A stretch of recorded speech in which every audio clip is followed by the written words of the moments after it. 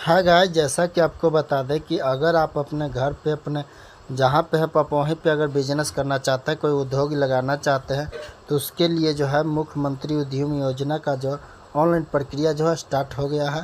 तो इस योजना के अंतर्गत जो है आपको 10 लाख रुपया का सरकार के द्वारा आपको सहायता राशि बिजनेस करने के लिए दिया जाएगा, जिसमें जो है आपको 50% माफ़ है, यानी कि आपको 5 लाख रुपया जो है आपको माफ़ होगा। आपको 5 लाख रुपया आपको वापसी करना, वो भी आपको 84 किस्ती में वापसी करना है। ये आपको पैसा कैसे वापसी करना है कि जब आपका फाइनल पेमेंट हो जाएगा उस समय से आपको कि 5 लाख रुपए का जो किस्ती है वो आपको स्टार्ट होगा। वो आपको 7 साल तक यानी कि 84 किस्ती में आपको वापसी करना है। तो इस वीडियो में आपको संपूर्ण जानकारी देने वाले कि आपको फॉर्म को कैसे भरना है। तो चलिए वीडियो को स्टार्ट करते हैं। तो उसके लिए आपको अपने स्क्रीन ब्राउज़र पे आ जाते हैं। आपको उद्यमी योजना आपको लिख करके सर्च कर देना होगा। उद्यमी योजना लिख करके जो ही सर्च करते हैं तो आपके सामने जो है इस तरह से इंटरफेस खुल करके आ जाएगा। तो यहाँ पे आने के बाद जो है उद्यमी योजना वाला ऑप्शन पे आपको क्लिक कर देना होगा। इस पर क्लिक करते ही जो आपके सामने इस तरह से इंटरफेस खुल के आ जाएगा। चलिए बता दें कि जो है कि वित्तीय वर्ष 2024-25 हेतु मुख्यमंत्री उद्यमी योजना अंतर्गत आवेदन के लिए ऑनलाइन पोर्टल दिनांक 1/7/2024 से सुबह 11 बजे से दिनांक 31/7/2024 को शाम 5 बजे तक जो है ये पोर्टल खुला रहेगा। इस पर अगर ऑनलाइन करने के लिए आपको क्लिक हेयर पे आपको क्लिक कर देना होगा। तो उससे पहले आपको बता दें कि इस फॉर्म को भरने के लिए आपके पास योग्यता क्या होनी चाहिए, आपकी उम्र सीमा क्या होनी चाहिए। तो योग्यता की बात कर ले कि अगर आप मैट्रिक के योग्यता पर अगर भरते हैं तो आपके साथ मैट्रिक के साथ साथ आपके पास ITI भी होना आपको ज़रूरी है। अगर आपके पास ITI नहीं है तो आपको मैट्रिक और इंटर का मार्कशीट को लगा करके इस फॉर्म को भर सकते हैं। तो चलिए रजिस्ट्रेशन करने के लिए ये पेज खुल जाएगा। तो यहाँ पे आपको फर्स्ट नेम, आपको प्रथम नेम जो पूछ रहा है उसमें आपको फर्स्ट नेम आपको डाल देना है। इसका मध्य नाम आपको पास है तो डाल दीजिए, नहीं तो आपका अंतिम नाम जो है आपको अंतिम नाम डाल देना होगा। इतना डालने के बाद आपसे एक ईमेल आईडी पूछा जाएगा। तो आपके पास एक ईमेल आईडी होना चाहिए, जो अगर आप नहीं है तो आप ईमेल आईडी आप और कैफ़े में जाकर आप बना लीजिए। इसके बाद ईमेल आईडी डालने के बाद क्या यह आपका नाम बिजनेस व्यवसाय के लिए है तो इसको यस कीजिए। इसके बाद यस करने के बाद जो आपको नीचे आ जाना है। नीचे आने के बाद आपसे लिंक पूछा जाएगा। तो लिंक में आपको चयन कर लेना है कि आप स्त्री के लिए फॉर्म को भर रहे हैं या पुरुष के लिए भरे। जिसके लिए भरे उसको आपको चयन कर लेना होगा।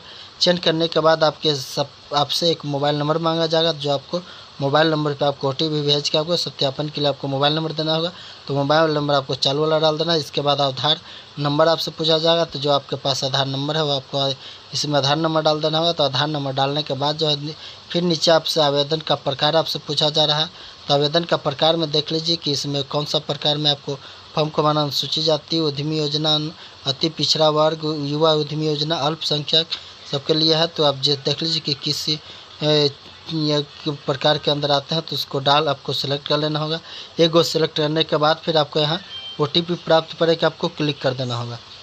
OTP प्राप्त पर के क्लिक जो ही कीजिएगा तो आपके मोबाइल पे जो है आपके OTP भेजा जाएगा। तो उस OTP को इसमें आपको डाल देना होगा। तो जो ही OTP को डाल के आपको सत्यापित करते हैं। तो चलिए तो आपको OTP डाल देते हैं।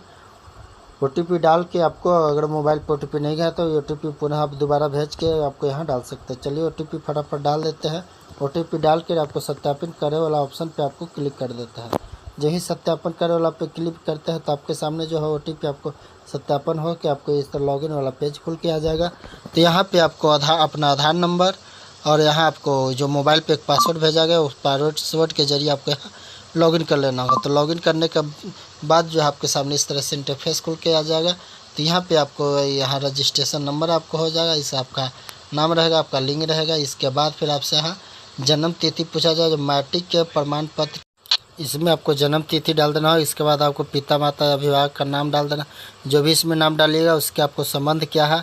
अगर पिता का नाम डालते हैं तो इसमें आपको पिता सेलेक्ट, माता का नाम डालते माता सेलेक्ट करना होगा। जो भी आप इसमें डालते हैं उसका आप संबंध सेलेक्ट करना होगा। इसके बाद क्या आप दिव्यांग हैं तो अगर विकलांगता से आते हैं तो यस कीजिए, नहीं तो इसको नो करके आगे आपको बढ़ जाना है। जो ही नो करके आगे बढ़ते हैं तो इसके बाद आपका आवेदनकर्ता का स्थायी पता आपसे पूछा जाएगा। तो स्थायी पता में आपको इसमें पूरा एड्रेस डाल देना है। इसके बाद शहर गांव में आता है तो शहर गांव आपके पास है तो डाल दीजिए। इसके बाद आपको कौन सा पंचायत से आता है पंचायत डाल दीजिए। के बाद अपना थाना डाल दीजिए। थाना को डालने के बाद आपका ब्लॉक यहाँ चेंज करना होगा। इसके बाद आपको ज़िला सेलेक्ट कर लेना होगा। ज़िला चयन करने के बाद आपको एरिया का अपना पिन कोड डाल देना होगा। पता डालने के बाद फिर आपसे कैटेगरी पूछा जाएगा, तो आप देख लीजिए कौन सा कैटेगरी के अंतर्गत आते हैं। कैटेगरी को जब ही सिलेक्ट करते हो उसके बाद आपसे यहाँ जाति पूछा जाएगा, तो जाति में आप देख लीजिए कि कौन सा जाति से आप बिलोंग करते हैं। जो भी जाति से आप बिलोंग करते हो आपको अपना यहाँ जाति को सिलेक्ट करना होगा। जाति को सिलेक्ट करने के बाद आपको सेव वाला ऑप्शन पे क्लिक करना होगा। सेव वाला ऑप्शन पे क्लिक जो ही कीजिएगा तो आपके सामने जो है इस तरह से शैक्षणिक विवरण का जो है ऑप्शन आपको खुल करके आ जाएगा। तो इसमें आपको शैक्षणिक विवरण में आपको पास क्या क्वालिफिकेशन है, आपको शैक्षणिक योग्यता क्या आपको यहाँ डाल देना होगा। तो सबसे पहले इसमें आपको 10th का डिटेल्स फिल कर देना होगा। बॉक्स को देख लीजिए कि बॉक्स के अनुसार आपका 10th का डिटेल्स जो है आपको फिल कर देना। 10th का डिटेल्स फिल करने के बाद यहाँ जोड़े वाला ऑप्शन पे क्लिक करते हैं। जोड़े वाला ऑप्शन पे अगर आपके पास इंटर नहीं है तो आपको यहाँ ITI को आपको लगाना ज़रूरी होगा। अगर आपका ITI नहीं है तो आपको यहाँ इंटर का आपको लगाना ज़रूरी है, क्योंकि आपको केवल मैट्रिक योग्यता के अनुसार इस पर नहीं होगा। इसके बाद फिर आपको इस तरह से आपको परियोजना का विवरण खुल के आ जाएगा। तो परियोजना का विवरण में जो है आपको इस तरह से देख लीजिए कि इसमें जो सबसे पहले आपको बताते हैं कि इसमें जो परियोजना का जो आपको कैटेगरी वाइज आपको इसमें रखा गया। इसमें जो ये है 3 आपको कैटेगरी में रखेगा। जो भी परियोजना है उस परियोजना को आपको 3 कैटेगरी में रखा है। तो इस पर जो परियोजना के कैटेगरी वाइज देखने के लिए आपको जो है आपको यहाँ पे क्लिक करना होगा। यहाँ पे क्लिक करते ही जो आपके सामने इस तरह से पेज खुल करके आ जाएगा। तो यहाँ आपको बताने वाले हैं कि कौन सा कैटेगरी के अंतर्गत कितना परियोजना आता है और उस परियोजना में आपको कितने लोगों का चयन होगा। तो चलिए सबसे पहले बता दें कि इसमें जो है 3 कैटेगरी का में रखा गया है। जो ABC के 3 कैटेगरी में इस परियोजना में रखा गया। तो सबसे पहले आपको बता दें कि एक कैटेगरी में जो है टोटल 23 परियोजनाओं को सम्मिलित किया गया है। इसमें जो है 5000 लाभुक को चयन किया जाएगा। यानी कि एक कैटेगरी के अंतर्गत जो भी आप फॉर्म को फिलअप करते हो उसमें 23 परियोजना है। इसमें आपको कम से कम आपको 5000 अभ्यर्थी को चयन किया जाएगा। इसके बाद देख लीजिएगा आप सारा 2300 योजना का नाम यहाँ पे है। वीडियो को पोस्ट करके आप 2300 योजना का नाम देख सकते हैं। इसके बाद आपसे बात करते हैं कि कैटेगरी B, यानी कैटेगरी B में भी आपको 23 कैटेगरी B में भी आपको 23 परियोजना का ही सम्मिलित किया है। लेकिन इसमें जो है टोटल 35 अभ्यर्थी को ही चयन किया जाएगा। तो देख लीजिए B कैटेगरी में भी आपको सारा योजना का लिस्ट इसमें लगाया हुआ है। तो आप देख लीजिए कि कौन सा योजना के लिए आपको हम फॉर्म को फिलअप करना है। इसके बाद बात कर लेते हैं कैटेगरी C में। कैटेगरी C में जो है कि टोटल आपको 12 परियोजना है।